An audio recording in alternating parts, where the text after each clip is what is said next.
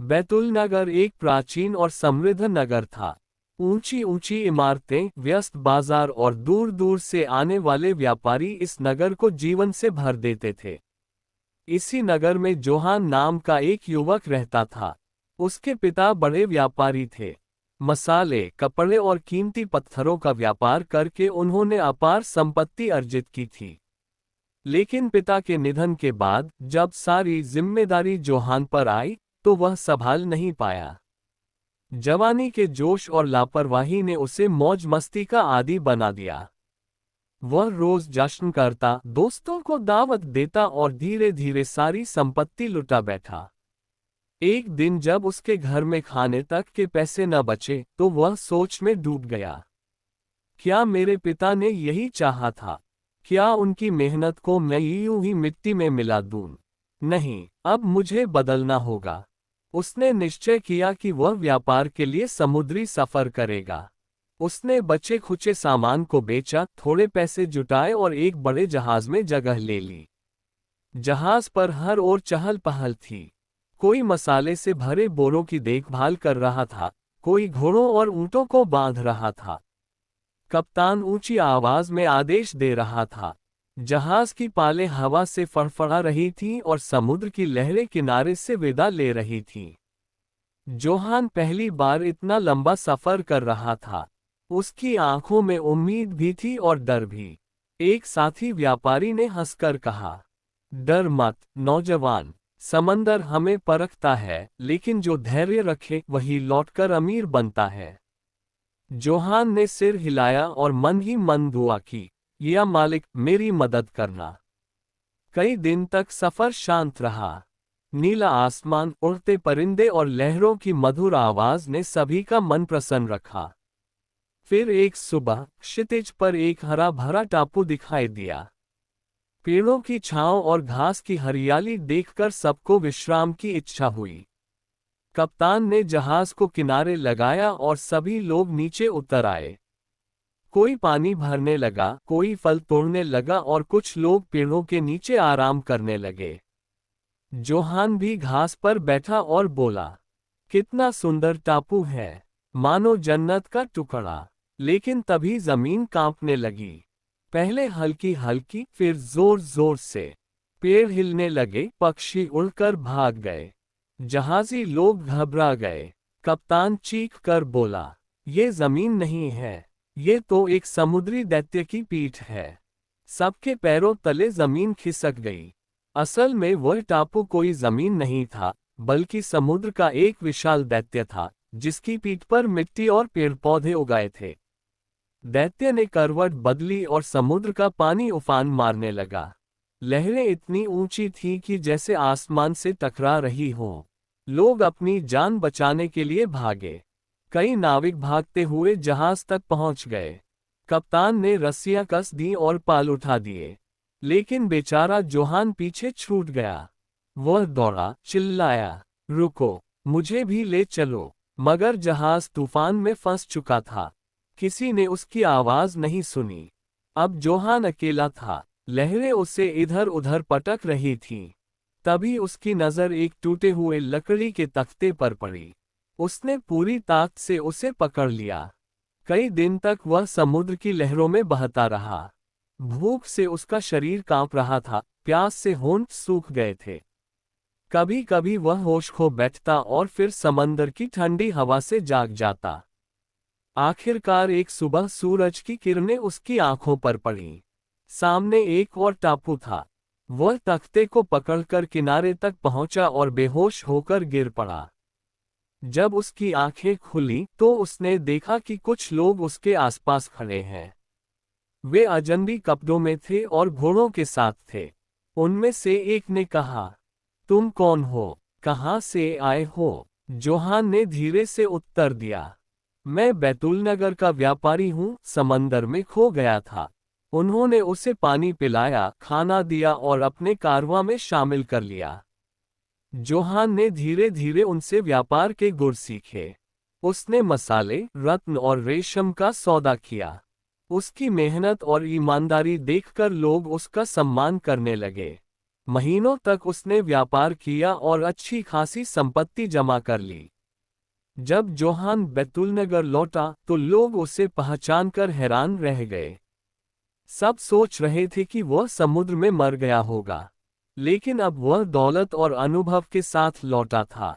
उसने घर जाकर आसमान की ओर देखा और कहा, हे मालिक, आज मुझे समझ आया है कि सुख और संपत्ति मौज मस्ती से नहीं, बल्कि मेहनत, सब्र और हिम्मत से मिलते हैं। उस दिन से जोहान ने अपनी जिंदगी बदल ली। उसने फिर कभी लापरवाही नहीं की और अपने व्यापार से नगर में नाम और सम्मान पाया। बैतुल नगर में जोहान अब सम्मानित व्यापारी बन चुका था। पहले सफर की कठिनाई और समुद्री दैत्य के साथ हुए भयानक अनुभव ने उसे बहुत कुछ सिखा दिया था। अब वह समझ चुका था कि दौलत आसानियों से नहीं, बल्कि मेहनत और धैर्य से मिलती है। फिर भी उसके दिल में सफर की बेचैनी बनी रही। जब जब वह नगर के बंदरगाह पर खड़े जहाजों को देखता, उसके दिल में लहरें उठती, समंदर अभी मुझे और बुला रहा है। एक रात वह अपनी छत पर बैठा आसमान के तारों को देख रहा था। उसने खुद से कहा, पहला सफर कठिन था, लेकिन उसने मुझे मजबूत बनाया। अगर मैंने फिर कोशिश न की तो शायद जिंदगी भर पछताऊंगा। अब मुझे दूसरा सफर करना ही होगा। कुछ दिनों में उसने तैयारी की। मसालों की गठरियां, कीमती रेशम और थोड़े रत्न लेकर वह फिर से जहाज में सवार हो गया। इस बार उसके साथ कई व्यापारी और नाविक थे जो अलग अलग नगरों से आए थे।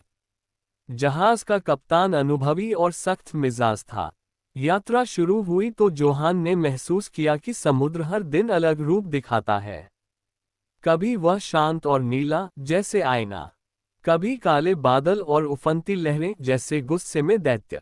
एक दिन जोहान ने कप्तान से पूछा, क्या तुम्हें डर नहीं लगता कि यह समुद्र हमें निगल सकता है? कप्तान हंसकर बोला, डर तो हर किसी को लगता है बेटा। फर्क सिर्फ इतना है कि बहादुर डर को छुपा लेता है और कायर डर के आगे हार मान लेता है। ये सुनकर जोहान के दिल में नया साहस जागा। कई सप्ताह बाद जहाज एक और टापू पर पहुंचा। ये टापू घने जंगलों और ऊंचे ऊंचे पेड़ों से भरा था। पक्षियों की चहचहाहट और फलों की महक ने सबका मन मोह लिया। व्यापारी लोग सामान लेने देने में लग गए। जोहान और उसके कुछ साथी जंगल में घूमने निकल पड़े। चलते चलते वे एक खुले मैदान में पहुंचे। अचानक उनकी नजर एक अजीब दृश्य पर पड़ी। वहां एक बहुत बड़ा अजगर पड़ा था, इतना विशाल कि उसकी मोटाई पेड़ के तने जैसी थी और लंबाई कई गाड़ियों जितनी। साथी डर के मारे पीछे हट गए। जोहान ने धीरे से कहा, शोर मत करो, वरना ये जाग जाएगा। लेकिन तभी एक व्यापारी के पैर से टहनी टूटी। आवाज सुनकर अजगर ने आंखें खोली। उसकी लाल आंखें अंगारों की तरह चमकने लगीं। वह फुफकारता हुआ उठ खड़ा हुआ। सब लोग चीखकर भागने लगे। जोहान ने देखा कि अजगर सीधे उनके सामान की ओर बढ़ रहा है। अगर वह वहां पहुंच जाता तो सब कुछ नष्ट हो जाता। उसने हिम्मत करके अपने हाथ में मशाल उठाए और जोर से चिल्लाया, हे अजगर, अगर तू आगे बढ़ा तो मैं तुझे जला दूंगा। अजगर उसके पास आया, लेकिन मशाल की आग देखकर वह पीछे हट गया और धीरे धीरे जंगल की गहराई में चला गया। सभी साथी जोहान की बहादुरी देखकर दंग रह गए। कुछ दिन टापू पर रुककर उन्होंने व्यापार किया और फिर जहाज को आगे बढ़ाया। इस बार उनका मार्ग अजनबी और लंबा था। समुद्र की गहराइयों में कभी कभी अजीब रोशनी दिखाई देती, जैसे नीचे कोई रहस्यमय दुनिया हो। लेकिन खुशी ज्यादा दिन टिक न सकी। एक रात अचानक तूफान उठा। काले बादलों ने आसमान ढक लिया, बिजली चमकने लगी और लहरें पहाड़ जैसी ऊंची हो गईं। कप्तान चिल्लाया, सब लोग रस्सियां कस लो, जहाज को संभालो। जोहान भी नाविकों के साथ दौड़ दौड़कर रस्सियां बांधने लगा। तूफान इतना भयंकर था कि जहाज किसी तिनके की तरह इधर उधर उछल रहा था। कई बैरल और बोरियां समुद्र में बह गईं। आखिरकार घंटों की मशक्कत के बाद सुबह हुई। सूरज निकला तो सबने राहत की सांस ली। जहाज बुरी तरह टूट चुका था, लेकिन अभी भी तैर रहा था। तूफान के बाद उनका जहाज एक अनोखे नगर के किनारे पहुंचा। यह नगर पत्थरों से बना था और यहाँ के लोग ऊंचे ऊंचे कपड़े पहनते थे। उन्होंने यात्रियों का स्वागत किया और कहा, हमारे राजा आपसे मिलना चाहते हैं। राजा के महल में जब जोहान पहुंचा तो उसकी आंखें चमक उठी। महल सोने चांदी से सजा था। दीवारों पर कीमती रत्न जड़े थे। राजा ने जोहान से कहा, तुम दूर दूर देशों से आए हो। तुम्हारे पास क्या है? जोहान ने विनम्रता से अपने मसाले, रेशम और रत्न दिखाए। राजा बहुत प्रसन्न हुआ और बदले में उससे हाथी दांत, कीमती पत्थर और सोने के सिक्के दिए। कई महीनों बाद जब जहाज फिर से बैतुल नगर की ओर रवाना हुआ तो जोहान के पास पहले से कहीं ज्यादा दौलत और अनुभव था। जब वह नगर लौटा तो लोगों ने उसका स्वागत किया। उसके परिवार और दोस्तों ने कहा, तू सचमुच बहादुर है, जोहान। तू मौत से खेलकर लौटा है। जोहान ने मुस्कुराकर उत्तर दिया, नहीं, मैंने सिर्फ इतना किया कि मुश्किल घड़ी में हिम्मत नहीं छोड़ी। यही राज है सफलता का। उस दिन से बैतुल नगर में उसका नाम और भी बढ़ गया। बैतुल नगर में जोहान अब एक नामी व्यापारी और बहादुर जहाजी के रूप में प्रसिद्ध हो चुका था। पहले सफर में समुद्री दैत्य और भयानक अकेलेपन से जूझ कर लौटा था। दूसरे सफर में अजगर और तूफान से बचते हुए कीमती व्यापार करके आया था। लेकिन उसका दिल अब भी बेचैन था। रातों को छत पर बैठकर जब वह सितारों को देखता तो उसे लगता जैसे आसमान से आवाज आ रही हो, जोहान, समंदर में अभी तेरे लिए और इम्तिहान बाकी हैं। उसने ठान लिया कि अब तीसरा सफर करेगा। इस बार वह पहले से ज्यादा तैयार था। जोहान ने मसाले, इत्र, रेशम और कीमती पत्थरों का बड़ा भंडार जुटाया। उसके साथ कई नौजवान व्यापारी भी जाने को तैयार हो गए। जहाज इस बार और बड़ा था, पाल भी मजबूत और नाविक भी अनुभवी। बंदरगाह पर जब जहाज रवाना हुआ तो पूरे नगर के लोग विदा करने आए। उसकी मां ने आंसुओं से कहा, बेटा, इस बार लौटकर जरूर आना। जोहान ने उनका हाथ पकड़कर कहा, अम्मी, मैं वादा करता हूं कि सलामत लौटूंगा। कई हफ्तों तक सब ठीक रहा। नीला आसमान, उड़ते परिंदे और समंदर की लहरें उन्हें खुशी दे रही थीं। लेकिन तीसरे सफर में किस्मत ने जोहान के लिए एक और कठिन अध्याय लिखा था। एक दिन जहाज रास्ता भटक गया। तेज हवा उन्हें अनजाने इलाके की ओर ले गई। कुछ ही समय में वे एक रहस्यमयी टापू पर पहुंचे। टापू पर उतरते ही सभी को अजीब सी खामोशी महसूस हुई। घने जंगल और ऊंचे पहाड़ थे, लेकिन कहीं कोई इंसान दिखाई नहीं देता था। रात को सब लोग आग जलाकर बैठे। तभी धरती कांपी और जंगल से भारी कदमों की आवाज आई।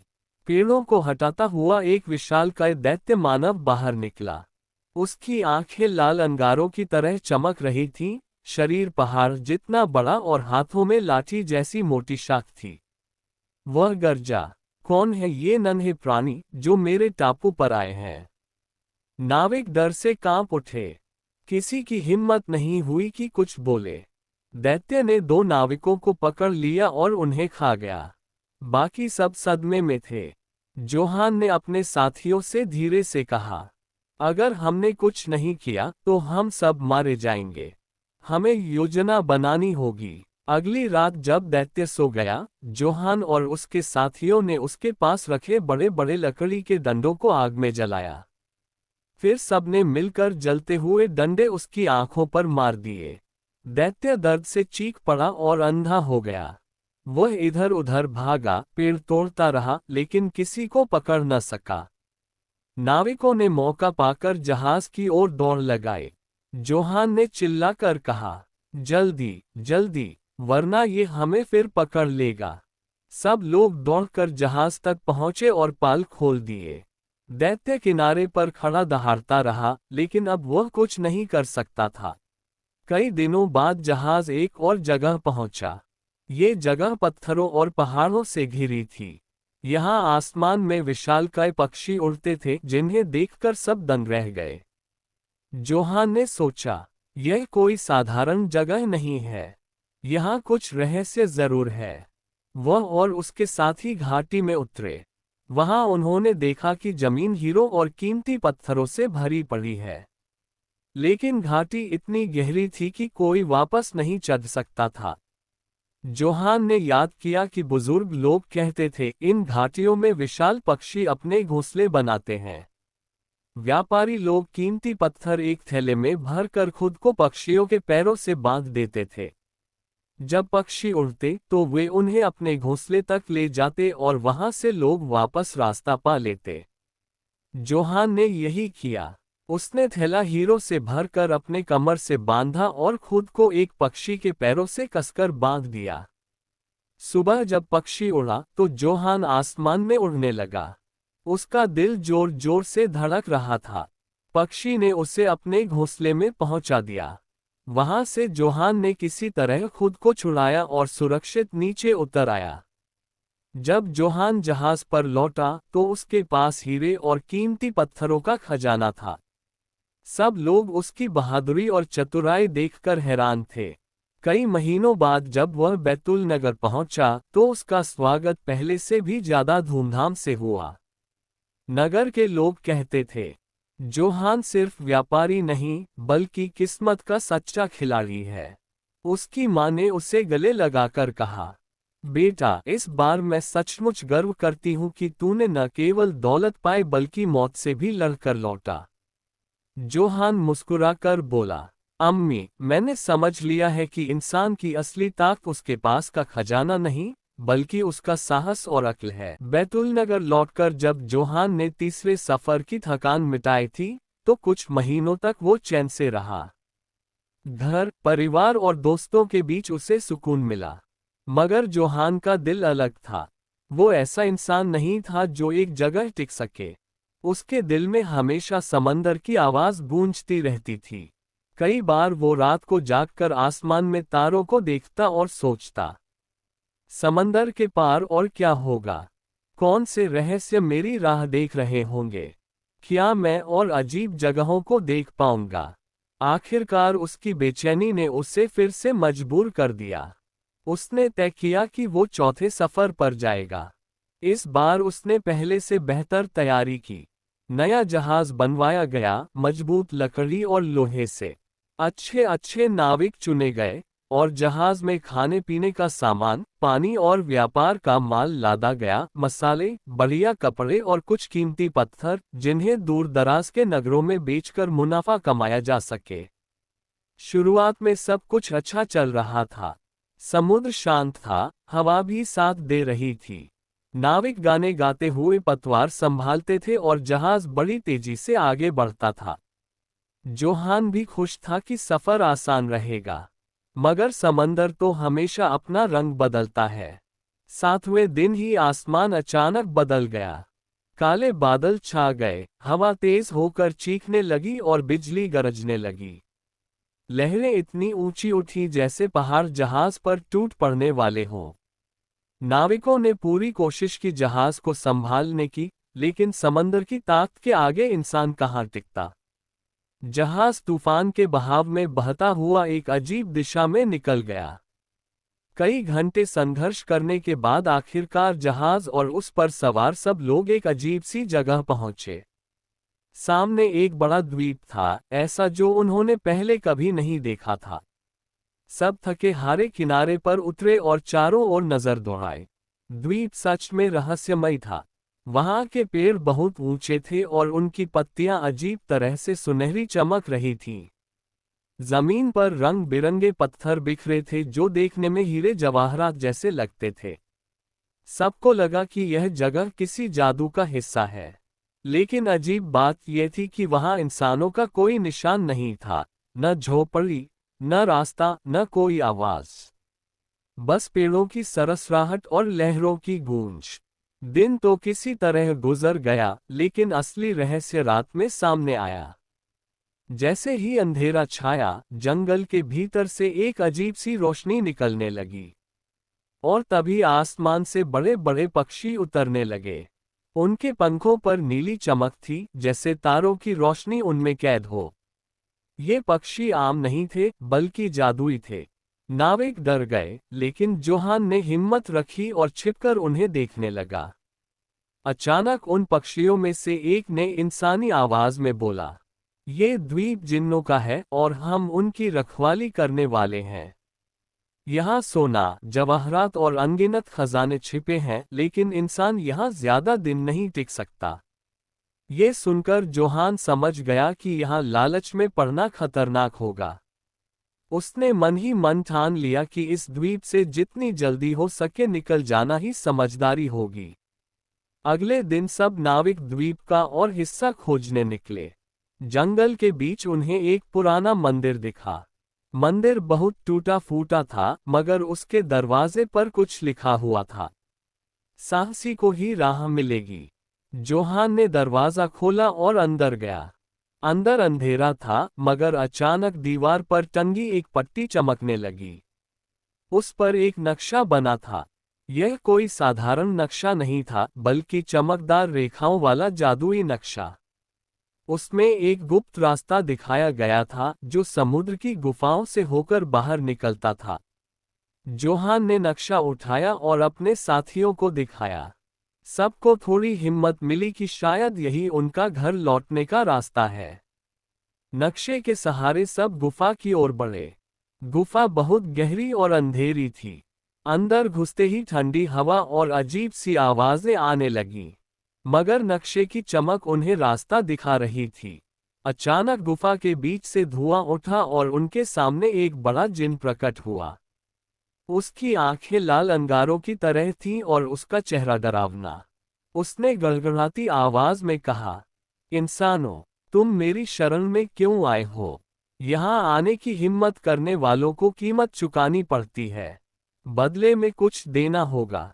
नाविक डरकर पीछे हट गए, मगर जोहान ने हिम्मत दिखाए। उसने आगे बढ़कर कहा, हम तुम्हें नुकसान पहुंचाने नहीं आए। हम तो बस इस द्वीप से बाहर निकलकर अपने घर लौटना चाहते हैं। जो भी खजाना यहाँ है, वो तुम्हारा है। हमें सिर्फ सुरक्षित राह चाहिए। जिन कुछ देर चुप रहा। फिर उसने कहा, तुम्हारी आंखों में मैं सच्चाई देख रहा हूँ। इंसान अक्सर लालच में अंधा हो जाता है, लेकिन तुमने खजाने पर नजर नहीं डाली, इसलिए मैं तुम्हें राह दूंगा। यह नक्शा तुम्हें सही दिशा दिखाएगा। मगर याद रखो, अगर कभी लोभ तुम्हारे दिल में जगह बना लेगा, तो समंदर तुम्हें कभी घर लौटने नहीं देगा। इतना कहकर जिन गायब हो गया और गुफा का दरवाजा अपने आप खुल गया। नक्शे की चमक और रास्ते की रोशनी के सहारे जोहान और उसके साथी बाहर निकले। उनका जहाज उसी जगह मिला जहां उन्होंने छोड़ा था। कई दिनों तक समुद्र में सफर करने के बाद आखिरकार वे थके हारे लेकिन सुरक्षित बैतूल नगर लौट आए। बैतूल नगर में लौटने के बाद जोहान को कई महीने बीत गए। उसके पिछले चारों सफर लोगों में किंवदंती बन चुके थे। बच्चे बच्चे उसकी कहानियां सुनते थे। वह अक्सर रातों को समुद्र की ओर निहारता और सोचता, क्या सचमुच मेरी यात्राएं समाप्त हो गईं? या समंदर के पास अभी भी कोई अनकहा रहस्य बचा है? उसका मन बार बार कहता, ये दुनिया बहुत विशाल है और समुद्र का राज कोई नहीं जानता। इसलिए उसने तय किया कि वह एक आखिरी सफर करेगा, वह सफर जो उसके जीवन का सबसे बड़ा और अंतिम अनुभव बनेगा। जोहान ने इस बार पहले से बड़ा और मजबूत जहाज बनवाया। उसमें लोहे की कीलें जड़ी थीं, मोटे तख्त लगे थे और पाल इतने विशाल थे कि दूर से पहाड़ जैसे लगते। जहाज का नाम रखा गया आजमाइश। साथ ही उसने नए नाविक चुने। कुछ पुराने साथी भी थे, पर अधिकतर नए थे, जो उसकी बहादुरी की कहानियां सुनकर उसके साथ चलने को तैयार हो गए। नाविकों ने जहाज में खाने पीने का सामान, मसाले, कपड़े, कीमती पत्थर और ताज़ा पानी भर लिया। इस बार जोहान ने अपने साथ एक छोटी सी लाइब्रेरी भी रखी, नक्शे, पुराने ग्रंथ और समुद्र की रहस्यमयी कथाओं की किताबें। दिन तय हुआ। सूरज उगते ही आजमाइश का पाल खुला और जहाज बंदरगाह छोड़ निकला। बैतूल नगर के लोग किनारे खड़े होकर उससे विदा कर रहे थे। बच्चे हाथ हिला रहे थे और बुजुर्ग दुआएं दे रहे थे। जोहान देख पर खड़ा था, उसके चेहरे पर आत्मविश्वास था, मगर दिल में हल्की सी कसक भी थी। वह जानता था कि यह सफर शायद उसका आखिरी हो। पहले 7 दिन सब कुछ शांत रहा। हवा साफ थी, लहरें नर्म थीं, और नाविक गीत गाते हुए काम करते थे। रातों को आसमान तारे बरसाता और समुद्र नीले आईने जैसा लगता। जोहान अपने साथियों से कहता, समंदर की असली गहराई तब दिखाई देती है जब वह हमें परखे। तैयार रहो, क्योंकि हर सफर का इम्तिहान होता है। 8वें दिन अचानक समुद्र पर एक अजीब धुंध छा गई। सूरज गायब हो गया, आकाश धूसर हो गया और चारों तरफ सन्नाटा पसर गया। पाल भरने लगी, मगर हवा कहीं गुम हो गई। नाविक डरने लगे। ये किस जगह आ गए हम? क्या समंदर हमें निगल लेगा? जोहान ने सबको हिम्मत दी और कहा, घबराओ मत, हर धुंध के पीछे एक राह होती है। बस दिल मजबूत रखो। धीरे धीरे धुंध हटने लगी। सामने समुद्र के बीचों बीच एक अद्भुत दृश्य था। पानी के बीच एक विशाल द्वार खड़ा था। पत्थर का बना, मगर उस पर समुद्री शैवाल लिपटे थे। द्वार पर चमकते अक्षर खुदे थे, सत्य का पथ चुनने वाले ही इस पार जा सकते हैं। नाविक हैरान थे, क्या जहाज इस द्वार से गुजरेगा? जोहान ने कहा, हाँ, यही हमारी मंजिल है। जैसे ही जहाज उस द्वार से गुजरा, चारों ओर का समुद्र बदल गया। लहरें सुनहरी हो गईं, हवा में संगीत गूंजने लगा और आसमान में अजीब रोशनी तैरने लगी। जहाज एक ऐसे समुद्र में पहुंच गया था जहां कोई नक्शा नहीं था। यहाँ रातें छोटी थीं और दिन बहुत लंबे। कभी कभी आसमान से नीले रंग की बारिश होती और कभी समुद्र से हरे हरे बुलबुले निकलकर आसमान में उड़ जाते। नाविकों ने ऐसी दुनिया पहले कभी नहीं देखी थी। सबके मन में भय भी था और कौतूहल भी। एक रात अचानक समुद्र में हलचल हुई। पानी से एक विशाल प्राणी निकला, आधा मछली आधा इंसान। उसके बाल समुद्री शैवाल जैसे थे और आंखें गहरे नीलम जैसी। उसने गहरी आवाज में कहा, इंसानों, तुमने उस लोक में कदम रखा है जो तुम्हारे लिए नहीं बना। यहाँ का हर कदम तुम्हारी परीक्षा है। जोहान ने साहस से जवाब दिया, हम लूटने या कब्जा करने नहीं आए। हम सिर्फ जानना चाहते हैं कि समंदर की सच्चाई क्या है। प्राणी ने मुस्कुराकर कहा, तो फिर सुनो, यहाँ हर चाहत तुम्हारे सामने आएगी, मगर उसका पीछा करने वाले नष्ट हो जाएंगे। कुछ दिनों बाद नाविकों ने एक टापू देखा जहाँ चारों ओर सोने के पहाड़ और हीरे जवाहरात बिखरे थे। कई नाविक लालच में उतर पड़े और खजाना भरने लगे। जोहान ने चिल्लाकर कहा, रुको, ये जाल है। जिन ने चेतावनी दी थी, लोभ मत करना। मगर जो नाविक न माने, वे अचानक पत्थर बन गए। उनका शरीर सुनहरी मूर्ति में बदल गया। बाकी सब डर से कांप उठे और वापस जहाज पर लौट आए। आगे बढ़ते हुए उन्हें समुद्र के बीच एक उज्ज्वल द्वीप मिला। वहां एक मंदिर खड़ा था जिसके द्वार पर लिखा था, साहस, सत्य और बलिदान, यही अमरता की राह है। जोहान अकेला भीतर गया। अंदर एक विशाल दर्पण था। उसमें न सोना था, न जवाहरात, न कोई राक्षस। बस उसका अपना चेहरा। दर्पण से आवाज आए, जोहान, तूने जीवन भर समुद्र से लड़ाई की, खजानों को ठुकराया और सच्चाई को अपनाया। यही तेरी सबसे बड़ी विजय है। दर्पण अचानक चमक उठा और उसमें से समुद्र का रास्ता दिखाई देने लगा। जब वह बाहर आया तो नाविकों ने देखा कि जहाज अपने आप घर की ओर बह रहा है। कई दिन की यात्रा के बाद आज़माइश बैतुल नगर के बंदरगाह पर पहुंचा। लोग दौड़कर आए, मगर नाविकों की संख्या कम थी। जो लालच में गिरे, वे कभी लौट न सके। जोहान ने सबको अपनी यात्रा सुनाई और कहा, समंदर ने मुझे सिखाया कि दुनिया का सबसे बड़ा खजाना सोना हीरा नहीं है। असली खजाना है साहस, सत्य और ईमानदारी। जो इन्हें थाम ले वही अमर हो जाता है। इसके बाद जोहान ने समुद्र से विदा ली। उसने तय किया कि अब वह और सफर नहीं करेगा। अब उसका जीवन लोगों को सच की राह दिखाने में बीतेगा। दोस्तों, उम्मीद है आपको यह वीडियो पसंद आई होगी। अगर वीडियो पसंद आए तो प्लीज वीडियो को लाइक और शेयर करके इस चैनल को सब्सक्राइब जरूर